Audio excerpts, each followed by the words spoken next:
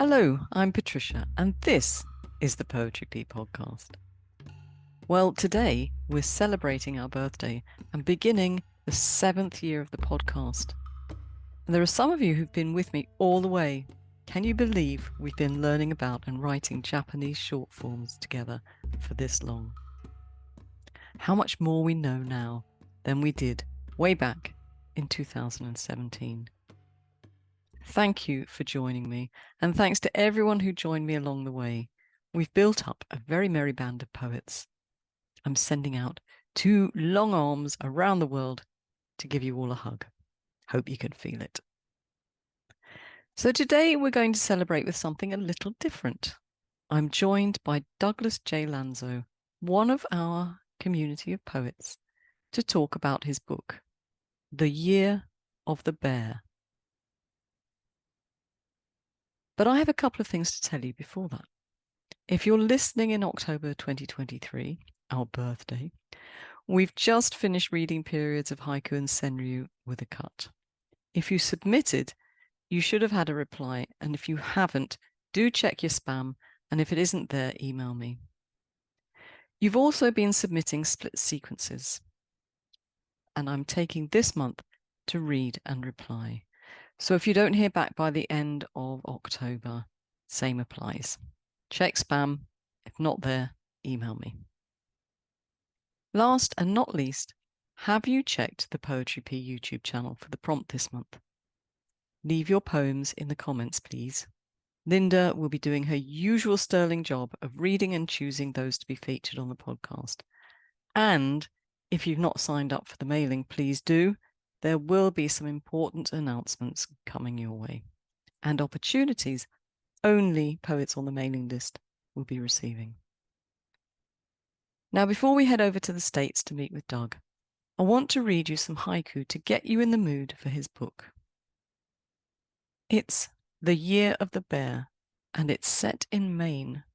So I thought I'd read you a selection of haiku written by poets who hail from that neck of the woods, or somehow have an association with Maine. I'm going to start with a piece by Bruce Ross, who, although not born there, is a long-time resident. Deep ocean fog, the dark heron emerges and disappears. Deep ocean fog, the dark heron emerges and disappears. And I found that Bruce Ross poem on the Haiku Foundation website. Paddle at rest, beads of water slide from the loon's bill. Paddle at rest, beads of water slide from the loon's bill. Paul W. McNeill, from The Heron's Nest, Volume 1, Number 1, September 1999. Late February, stuck to the tree, a snowball in the strike zone. Late February, stuck to the tree, a snowball in the strike zone. Cor Vanden Heuvel, Modern Haiku, issue 40.1. Harbour lights, the reclining moon tips out a star. Harbour lights, the reclining moon tips out a star. By Catherine J.S. Lee, from the Daily Haiku in April 2009. And our lovely friend Kristen Lindquist, who you can hear reading this poem on the podcast in Series 4, Episode 9. Departing ferry, tossed flowers drift back to shore. Departing ferry, tossed flowers drift back to shore. And that was Kristen Lindquist from her book, It Always Comes Back. And do you know what? She'll be coming back soon to read from her latest book, Island, also set in Maine. If you'd like to read more about Maine's haiku poets, Charles Trumbull has an essay you might like on the HSA website. I'll put the link on the show notes. So now I've got you all warmed up for Doug's reading. Come along and live a little in Maine with Doug and the characters from his book, The Year of the Bear. Douglas J Lanzo, author of The Year of the Bear. Welcome to the podcast. Thank you so much, Patricia. It's an honor to be here. It's lovely to have you. And it's, as you know, an unusual one for us. It's probably a first. We have a writer of prose, a published author on the podcast. But I hope as a community of writers, I know, Japanese short form poetry, we can find it in our hearts to celebrate when one of our own has achieved something. And Doug is one of our own, being as he is a regular contributor to Poetry Pea. Now, Doug, we're not just honouring the publication of The Year of the Bear, but we're celebrating it becoming something of a success. And I hope you're going to tell us about that in a minute. But perhaps we could start with a précis of what the book is all about and who it's aimed at. Sure. Yeah, The Year of the Bear is a coming of age story of a boy that's seemingly ordinary that goes through extraordinary challenges.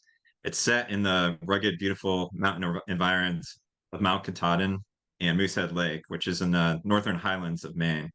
Mount Katahdin is actually the highest peak in Maine and one of the first points of light that dawn hits every morning, and which is very symbolic because the Abenaki people, of which Sasquatch, one of the central characters, are called people of the Dawnland, and Mount Katahdin is a sacred mountain to them.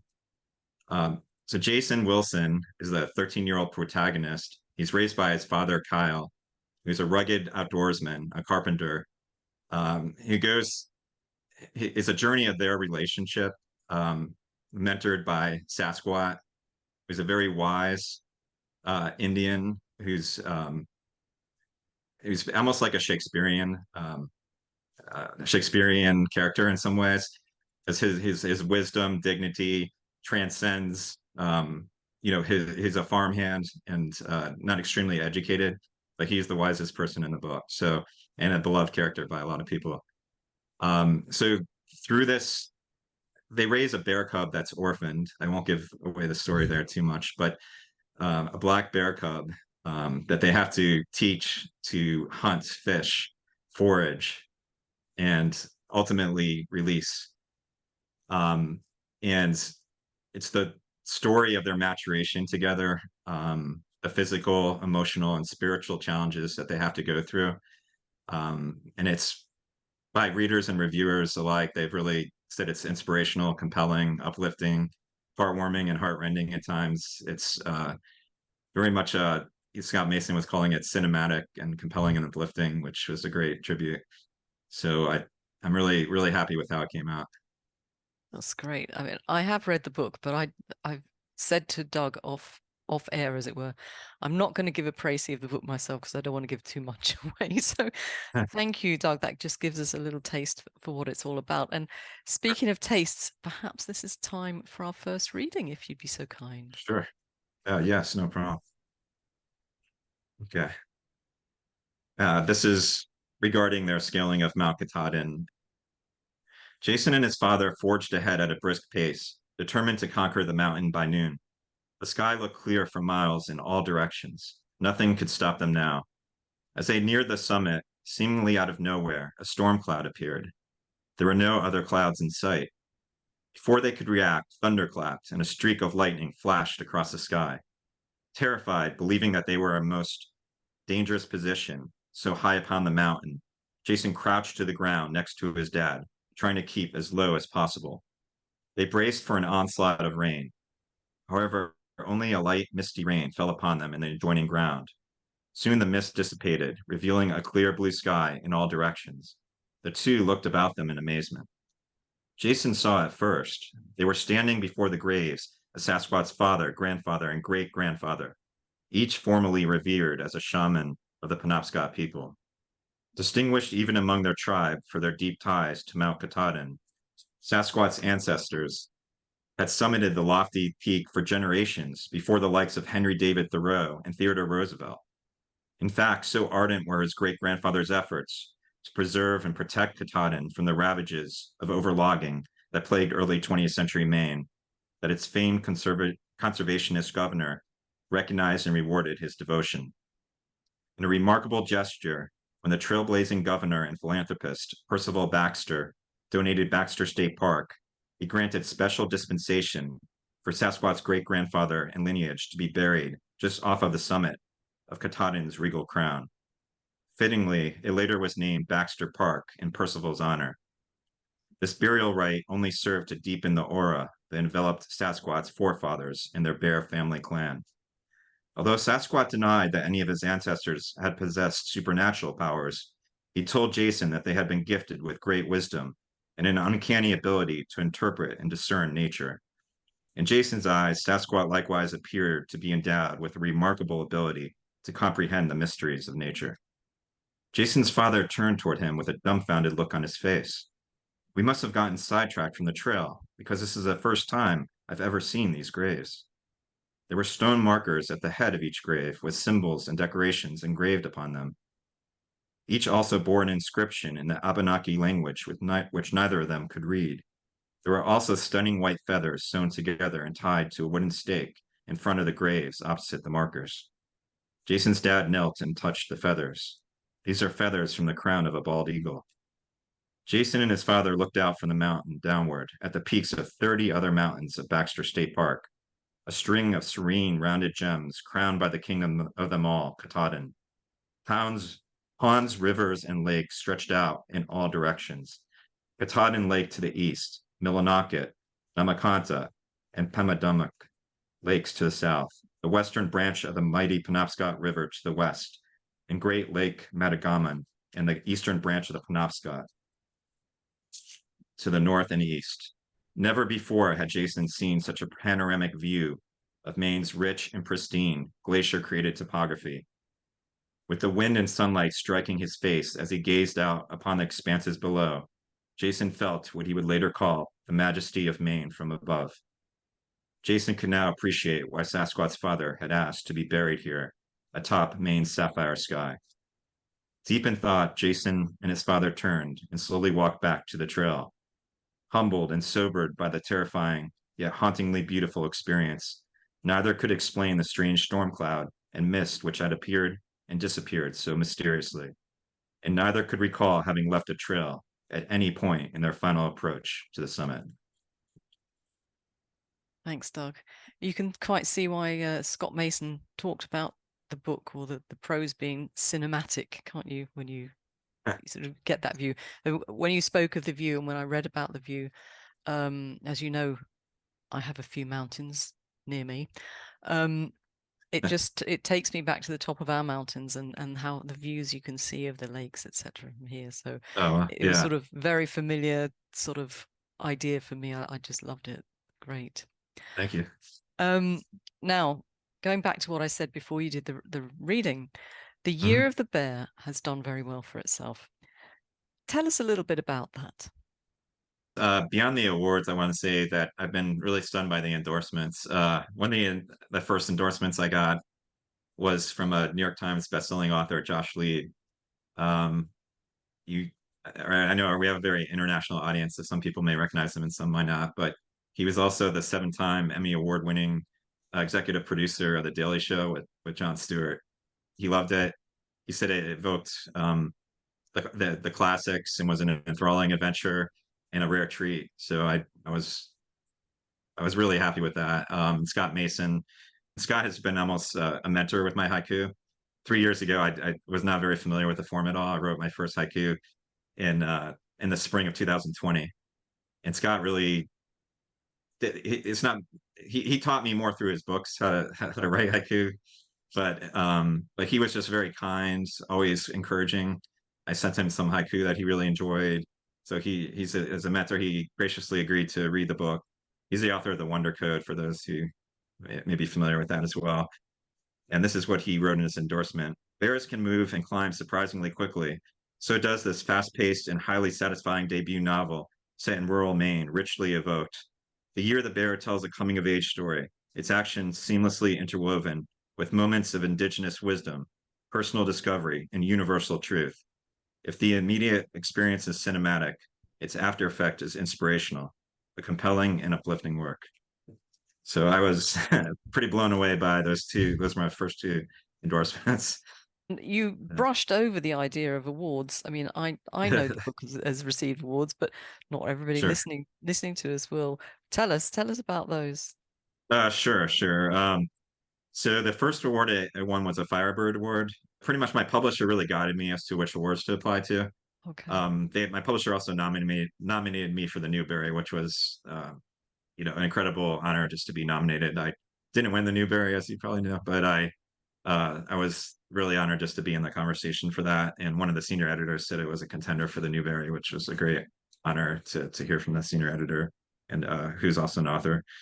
But it won the Ames Award.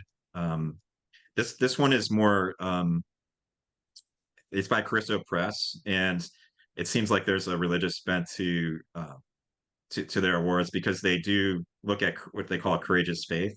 Okay. And I'd like to say The Year of the Bear, I don't consider it a religious novel. It's my publisher is a Christian publisher, but if you look at the reviews, I've had people from all faiths and no faiths, um, agnostics, atheists, people from all around the world, from Hong Kong, UK, Germany, India, Australia, Canada, read it, and all really relate to it because it connects to you on a personal level. You feel really like the characters relate to you. And that's the most powerful messages are more the principles rather than the religious element. But that was an award where I won Young Adult Book of the Year, which was a tremendous honor. It also was a finalist in the children's category there. Oh, wow. Um, and then I won a more secular distinction for the Hawthorne Prize, named after Nathaniel Hawthorne, author of the Scarlet Letter, as people probably know. Um, so I was designated a finalist. I know they had a record year of entries, and they selected 45 shortlisted authors from that, which I made, and then I was selected as a finalist, there were 12 finalists, and then from there they only selected one winner. I wasn't selected as the one winner, but pretty much everyone else was a second place prize there. Yeah. So I was honored to get that. And then for the Firebird, in the coming of age category, I was a winner. It was technically second place in the coming of age category, and that was the only category I applied to. Okay. Um, so I was really happy with that too. I mean, each of the awards had its own criteria, but judges did generally reward for story as well as the book cover and presentation. Hmm. Um, so there were different elements, but I was really pleased with how the publisher did on the book cover. It was one of my favorite book covers I've seen. So hope people Yeah. enjoy it. I think I was just saying to you, I thought it was very strong off air again, but I thought it was a very strong cover. And Thank if you. people Mhm. go to the YouTube page or to the website, to the show notes, they'll be able to Mhm. see the cover. We're going to share that with them too. It's Great. excellent. Going back to the story then, Doug, what inspired you to write this story? It really, growing up, just to give a little flavor of my childhood, a lot stemmed from my childhood. I had really overall happy childhood with a lot of great experiences with nature. And we moved when I was about 5 or 6 years old to a subdivided farm tract in rural Connecticut. This is Easton, Connecticut, about, believe it or not, an hour outside of New York City. But if you went to my town, you would think it was the other end of the world. It literally had dairy farms, apple orchards. Um, it was like mud holes they called it, where we fished and swam. It was zoned so there were no new commercial establishments, so it was really preserved. Only 3,000 people in the whole town. We all knew each other. People, if you forgot to buy sugar or salt, you just walked across the street. So on this 3.25 acre tract, and we were friendly with the neighbors who sold it to us. They were farmers. They would have horses that roamed. There were deer. um, so I fished there. There were muskrats, pheasants, fox, all kinds of woodchucks, snapping turtles, water snakes, Canadian geese, pretty much every type of animal I could imagine. Opossums and skunks would come out on a daily basis and eat the leftover food that my father strategically placed near the den window.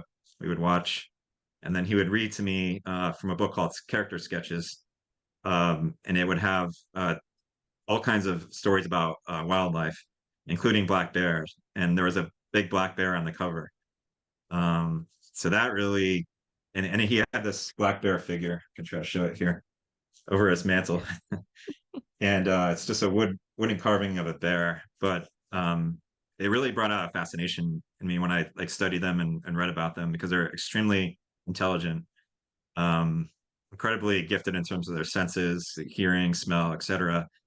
But and they're wild. Obviously, they live in the wilderness, but they have some of the attributes you almost think like a dog. I used to love dogs as a little kid, but I always thought like a bear cub would be a great pet. Obviously, my book teaches that bears are not pets, but it does. There's a really unique relationship between the bear cub and Jason, very close relationship, and with Sasquatch. I can get into a little about his being descended from the bear family clan, which you heard in the reading. Yeah. But but that was one of my great inspirations. I did travel to Maine and research. I researched books on it, like as original as I could get about the Penobscot Indians. Mm-hmm. Unfortunately, their language has died. Oh. The last speaker died in 1990s, and they have a sad history. They proudly fought in the American Revolution with colonialists, but they were pretty much abandoned afterwards. Mm-hmm. Really sad commentary, even from the highest court in Maine, that said that basically we have to take care of these people because they're not smart enough to take care of themselves, Oh. just very paternalistic. So they were relegated to an Indian reservation on an island um, in their river, their sacred river, the Penobscot River. But and then around the time of the story, we can get into a little bit some of the themes of the story, but there is some like bullying and discrimination.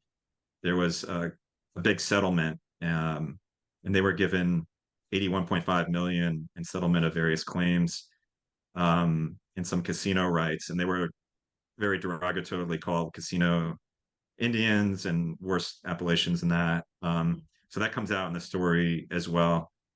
But it really underscores part of my inspiration for it was also just like my fascination and admiration for Native Americans and how they treat respect nature so well. They live within it, like within a sustainable manner, not decimating species. And um, so I wanted to bring that out, the dignity of their people and their ties with nature. I wondered, reading it, because I know you have boys of your own. I wondered, yes, I can see where the inspiration came from, but then I also wondered, did you write it for them, or were you ever always going to write this book? Right, that's a great question. I actually, when my first version of the book, I wrote all the way back in 2000. So that was before they were even born. Aha, okay, you were always going Um, to write this book. yeah, it was a story that I've loved writing since I was a little kid. Even when I was in second grade, I wrote stories of Mm, supernatural animals, and I would read them to my second grade class, and they were really mesmerized by it. So I loved writing creative short stories mostly when I was younger. And then I wrote articles when I was at Harvard. I wrote in the Harvard Crimson editorials, and I didn't realize that at the time, but all my editorials were published, and it's not that easy to get published there. So I just have a knack for writing. I love writing all kinds of things, professional journals as a lawyer.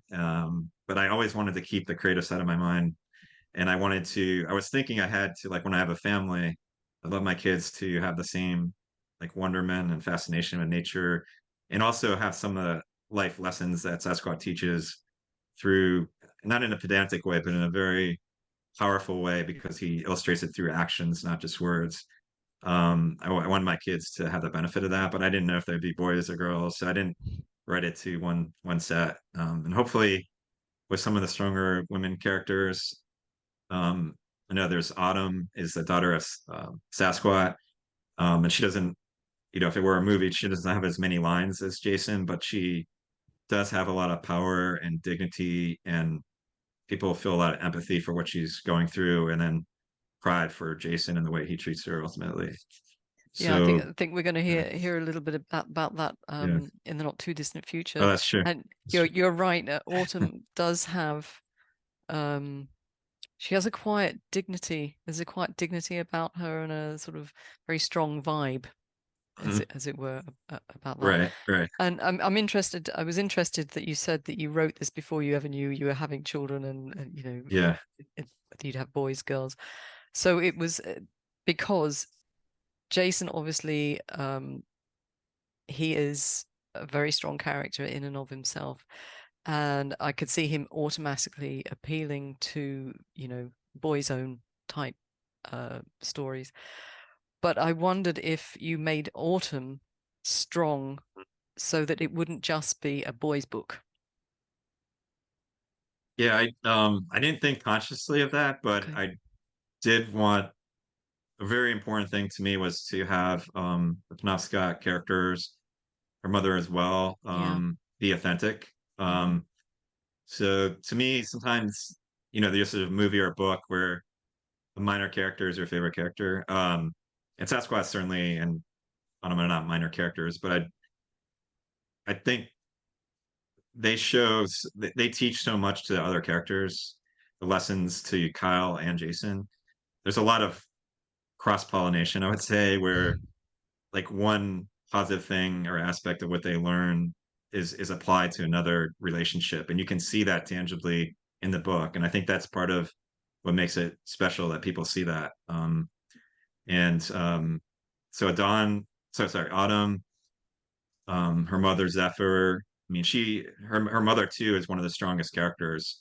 I don't want to give away the book, but just when everyone else is, speechless, she's the one that can speak. She's the one that brings them together. Mm. So, and also just the dignity, like we talked about with Autumn. She's not nasty. She's a kind-hearted person, but she internalizes a lot of the hurt that she has. And then Yeah. when she talks to Jason and her father, it helps to heal that. So I think people can relate to to actually see how the characters grow and develop. That's one of the things I love about it. There's not static characters that just stay the same. One of the reviewers actually said that in a way, every single character has a coming of age in the story, and that's what they love about it. Yeah, that's quite true. Now, I wanted to talk to you a little bit about how your poetry um, helps with your writing. But it Sure. would appear that if this book was written way back in 2000, Mhm. obviously you weren't a haiku poet at that stage because you That's come to right. that much later. Were you writing poetry? And if you were, did it help with your prose, or has it gone on to help with That's your a prose? that's a great question. So one of the aspects of publishing the book and the reasons I published it was because of my sons. When they were 12 years old, I was reading the book to them. It was during COVID, obviously, so I probably had their attention more than I do these days as teenage boys. They reacted really well to it, and so I published it because of them. I sent it to only, I think, three publishers, and two of them were interested. At that time, I had started to write poetry, and when I actually applied, because I think you're interested also in hearing a little bit about the process. The process is to write a query letter, and they ask you about your publications. And I did mention at that point I had published, I think, 137 poems in 39 literary journals, and that helped, I think, establish some of my credibility. But it also helped me from my techniques, because with my poetry, as you know, every word, especially with haiku, Japanese short form poetry, really counts. And you're supposed to allow the space for the reader to have their own draw their own inferences, have their own aha moments, and connect the dots, and have their own dots. Like they not just like what you visualize, but maybe they have a slightly different image or experience they're relating to. So, when I went back and edited it, I really was cognizant of that, and I took out some of the adjectives and adverbs that I didn't think were needed, and I tighten things up in different places. I think it's time for our second reading, Oh, please. sure.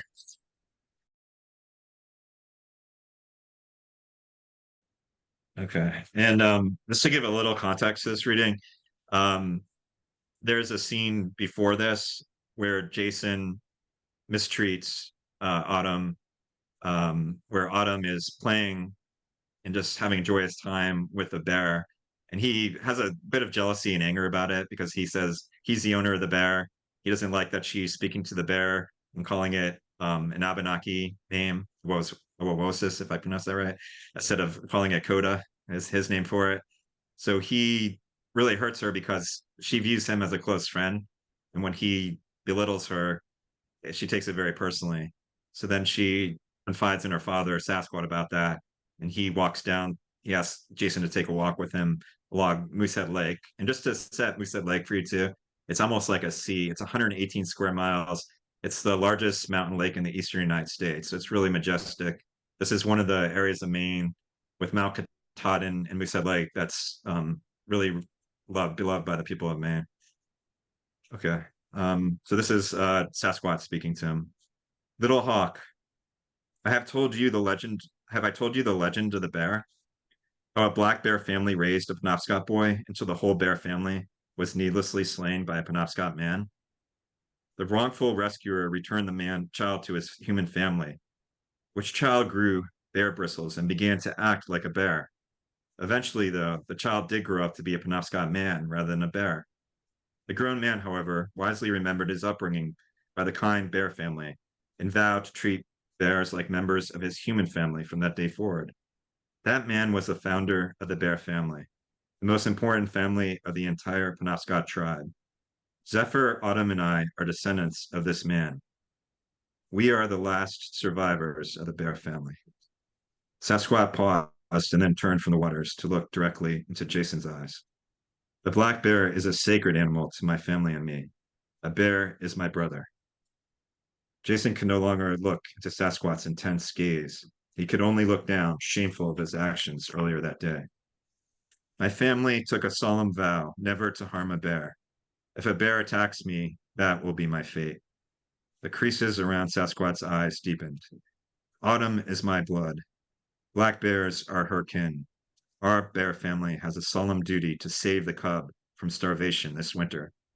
No one man or boy owns any bear in Maine or anywhere else in this world.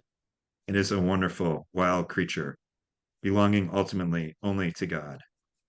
Do you understand, Little Hawk?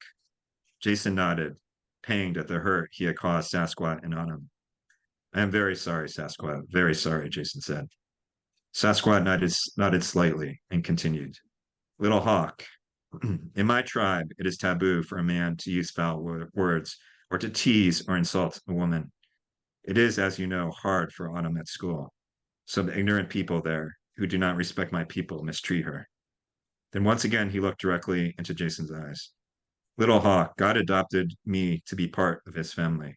Likewise, I adopt you to be an honorary member of my family. You are like a son to me, part of my blood. My heart grows very sad to hear how you treated my daughter earlier today, my very blood. Jason felt as though Sasquatch's eyes had pierced his soul. He felt numb all over his body and could not utter a word.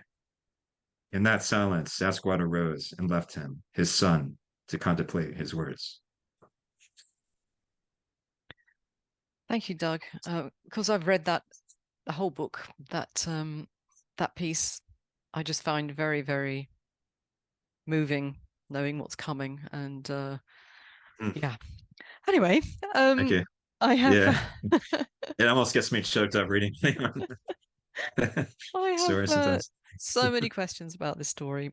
So Sure, I think it might be time to bowl some of them at you. And sure. obviously, I have very little knowledge of the area of the culture you're talking about because I'm a European. I'm I haven't grown up in this sort of history and culture. So it was really interesting to me to learn a little bit about the Native American culture and obviously the geography and the natural world within the area of Maine where your story is set. And it made me smile when you told me that you grew up sort of an hour out of New York City, and yet it was Yeah. it was as far from Manhattan, the idea of Manhattan, as you could Yeah. possibly think. Because I actually drove through that this year, not so long Oh, ago, okay. and it's very very rural. So, Yeah. but nonetheless, I've not been to Maine, so it was very interesting to hear about that. But Sure.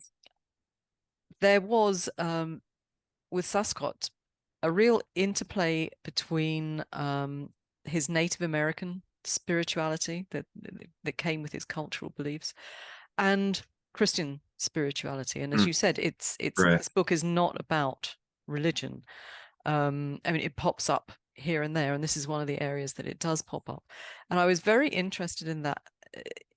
Does that have a bearing from your research? Did you find that is something that happens within a Native American culture? It was really important for me to make Sasquatch an authentic character.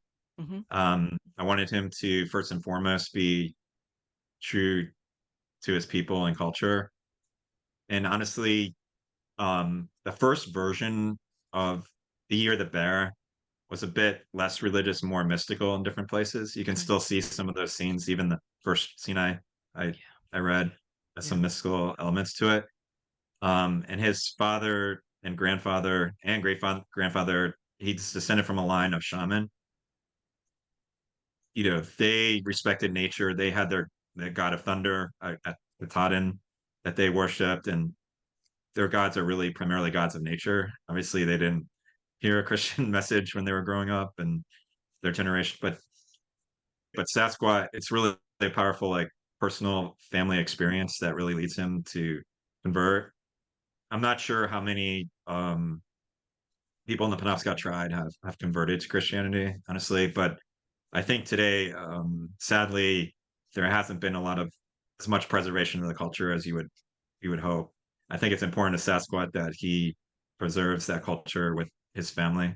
And I wanted him to be a person who, through his actions, taught people. Like his words are very powerful, but so I try to blend elements of his yeah, of nature and his and legends that he still tells and teaches, but he teaches them from the perspective of not believing them as little truths, but they're still really important to his family. Being from the Bear Clan and the legend of how that started is important to him. But I Sure, wanted to sure. talk about Sasquatch, and he has a plays a pivotal role in this book. Really, you said he wasn't the main character, which is true, but he's pretty much up there. Um, and one of the areas in which he plays a pivotal role is as a father figure, but not just to Jason, but also to Jason's dad. But the thing that interested me, and I wondered where this idea came from, was that you have Jason essentially has two fathers. He has his own father, he has Kyle, and he has Sasquatch. Um, and as somebody who had a very strong father figure in their lives, I can't imagine anyone Mm. encroaching on that at all. So where did that idea come from?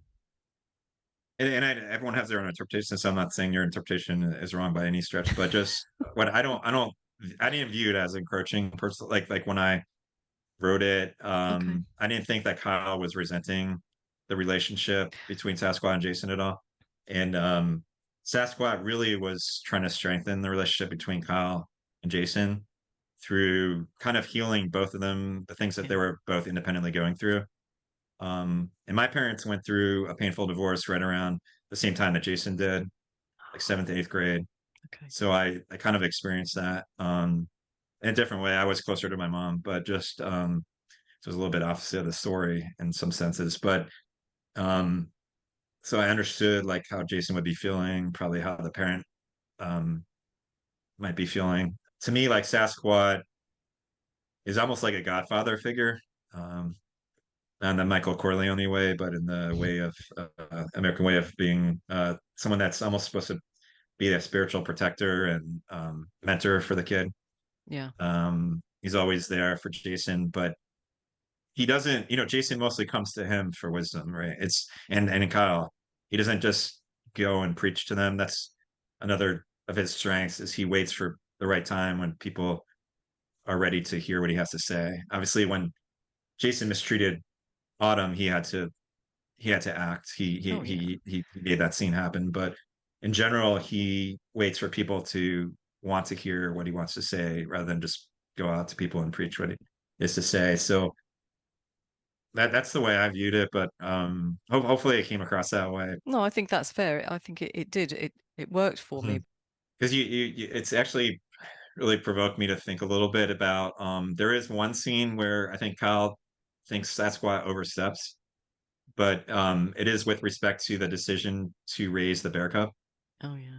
But that's a pretty powerful scene, I think, in that Sasquatch basically it says it's a sacred duty of his family to raise the bear. Yeah. That is more of a decision that ordinarily, obviously, a father would make, but he makes it more because of that, because he says it's a sacred duty that he has to raise the bear. Oh yeah, I think that's quite clear in that scene, Yeah, definitely. And it is, as you yeah, say, it's quite a powerful scene in and of itself. yeah. Doug, I think it's time, sadly, for No, our no problem. last reading. Okay, I don't think this one really needs too much of an introduction, but I'll just say that Jason's father, Kyle, is a consummate woodsman, and he's a great hunter. When I say great, I'm not saying what's the morality of hunting, but just he's a very experienced and skilled hunter. He doesn't really question the morality of it. It's Mm. how he was raised, how he's built, how he's wired, how he thinks. And Jason is more contemplative person that's still formulating what he thinks is right and wrong. Jason expectantly gazed out into the forest by the far edge of the clearing, but saw nothing. His father waited for a minute, then signaled Jason that he would repeat the rattling. As soon as he had begun to clash the antlers together once again, they heard it, the sound of the dominant buck trampling through the woods, irate that two lesser bucks had dared to venture onto its sacred territory. Jason could hear the sound of vegetation being thrashed around and trampled underfoot by the furious buck as it closed in on the clearing. For good measure, his father dragged the antlers through his pile of leaves once again. Jason found his heart racing faster and harder than he had ever realized was possible. Without further warning, the strapping buck crashed through the last set of brush and charged into the clearing, brimming over with testosterone. The buck stood directly in the line of fire before Jason, not more than 80 yards away. Jason aimed the rifle right between the buck's front shoulders, his rifle finger trembling. However, inexplicably, he found he could not fire. He recalled his dream, and all at once it made sense to him. Looking out into the clearing, Jason realized why he could not resolve to pull the trigger. The buck was a magnificent creature, a wonderful, innocent creature that reminded him of Untamed Heart, the horse he had ridden as a boy. He could not kill such a noble animal. Jason lowered the rifle and clicked it on safety. Meanwhile, Jason's father was pointing toward the buck with great animation and mouthing the words, "Shoot, shoot," but to no avail. Puzzled, the buck made a tight circle by the edge of the clearing, and then bounded back into the woods. Soon it could no longer be seen amidst the dense forest cover. Jason's dad ran over to him, leaving his pack behind. Why in the world didn't you shoot? He demanded to know. Did the rifle jam? No, Jason answered. I I realized that I thought it would be wrong to kill the deer. What do you mean, son? His father asked in astonishment. I mean, I didn't feel that I should be taking its life away for sport. It just looked so noble, almost like a horse. I can't believe. His father abruptly paused, visibly wrestling with his thoughts. At last, he said in a soft voice, "That's all right, son. That's all right." I'm sorry, Dad, Jason responded, shaking his head and looking down at the ground in embarrassment. There's nothing to be ashamed of. You followed your conscience and did what you believed was a moral thing to do. It's what I've been trying to teach you to follow your whole life, so I can hardly fault you for it. Heck, I'm still learning myself to practice what I preach. Jason looked up at his father with relief. Come on, son. There's a great college game on this afternoon. I wouldn't want you to miss. Notre Dame versus Michigan, his dad stated, retrieving his rifle from him. His father slung the rifle over his shoulder and headed for the fir tree where his dad had left the pack. So long as we don't kill anything on the way, I think we can make it home for the 1 o'clock kickoff. Jason smiled. That sounds good, Dad. Real good. Let's go. They trudged through the woods back home together, holding entirely different beliefs about the morality of deer hunting, but each respecting the other's opinion and admiring the other's actions. I sort of pre-warned you that the element of gunship, or having the guns in the books, was interesting from a European point of view, or at least from a British point of view, because Sure. we generally don't have guns Right. in that. So I was really, when we got to this scene, I'm thinking, oh yes, that's lovely. I'm just so pleased that scene is in there. But on a sort of more serious note, we spoke, or you spoke about that everyone within the book sort of learns from each other. It was a lovely part of the book that Jason and his dad have both gone on a journey in this book, but this just shows how much they are learning from each other. It's not just Jason that is having all the lessons here. So I thought that was wonderful. And again, Sasquatch way in the background, quietly playing a pivotal role in all that one. Yeah.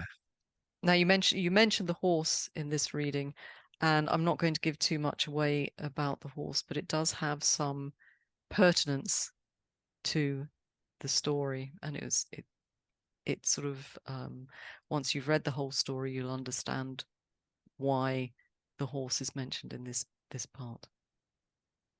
Definitely. Kyle was really struck when Jason referred to a deer reminding him of a horse because of his family's close connection to horses and it being such a noble creature. For both connections with his own father, Kyle's own father, and with the way he met his wife, actually. So he that really made him think of a deer in a different way that he had never thought of before. I think it gave him extra pause there. Yeah, I think Reflection. well, that's what it felt like to me as the reader. Anyway, so that was very interesting. I'm very sad that we've come to the end now, Doug. I want to thank you very much for coming along and telling us all about the book, the process of putting it together, reading to us from the book. I really hope this has inspired many of our writing friends to continue with their prose as well as their poetry, obviously. And who knows, Doug, you may have set someone else on a path to getting their novel published. Have you got any more novels in you? I appreciate that. Yeah, I actually have a novella. It's young adult. When I say young adult, really, the main characters are in their 20s. Okay. Um, and it's Army Ranger combat officer who's wounded. It's a romance suspense. It's a very dramatic, in some ways, even as dramatic or more so in scenes than The Year of the Bear. And it was really inspired by a close friend of mine died in 9/11 in the World Trade Center. Oh. It's definitely a different type of book. It's being published by Ambassador International as well. Be released internationally in early 2024, if not before. Tell us, Doug, where can people get hold of The Year of the Bear? It's available pretty much in all English-speaking countries around the world and some non-English speaking countries as well, like Germany and Brazil. And I know it's available in Japan. Yeah, it's available at Amazon. It's also at barnesandnoble.com and christianbook.com where it's rated 5.0 and other retail sites around the world, but including the publisher's website you can go to. It's not available for sale directly from my website. I just wanted to know I do have an author's website, which is just my name, douglaslanzo.com, www.douglaslanzo.com, and I have hundreds of poems and information on my book, and poems by my twin sons, one of whom won some haiku award, and both have been published in Poetry Pea. So I really think they're talented writers, although they have a lot of other interests as well. Yeah. Oh, it's lovely to see them writing. Thanks, Doug. And again, thank you so much for coming along today and spending some time with us and just reading to us and inspiring us. Thank you very much, Doug. Thank you. It's been an honor, really pleasure.